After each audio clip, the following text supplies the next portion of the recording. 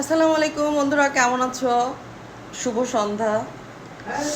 আজকে আমার শ্বশুর চলে যাবে। আমার শাশুড়ি অনেক কিছু দিয়ে দেয় যখন আমার শ্বশুর আসে কিংবা শাশুড়ি আসে, যেহেতু আমার শ্বশুরবাড়ি একটু গ্রামের দিকে, সো অনেক কিছু সবজি টবজি এটা সেটা, আম কাঁঠাল তার নিজের হাতে বোনানো। আমার শ্বশুর বেসিক্যালি আমার শ্বশুরের হাতে সব লাগানো, তো সব কিছু দিয়ে দেয়। আমি শহরে থাকি, আর আমার শাশুড়ির জন্য কি দিয়ে দিব বলো?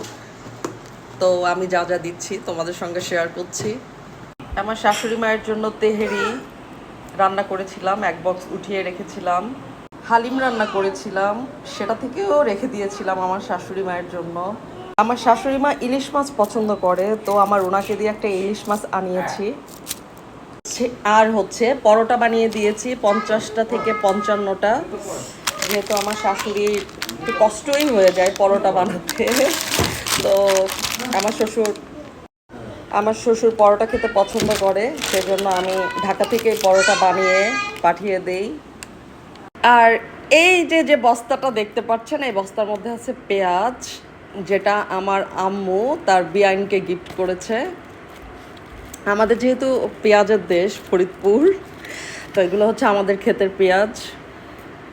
আর এই যে যে আমগুলো দেখতে পাচ্ছেন, এগুলো হচ্ছে আমার ভাসুরের শ্বশুর বাড়ি থেকে এসছে।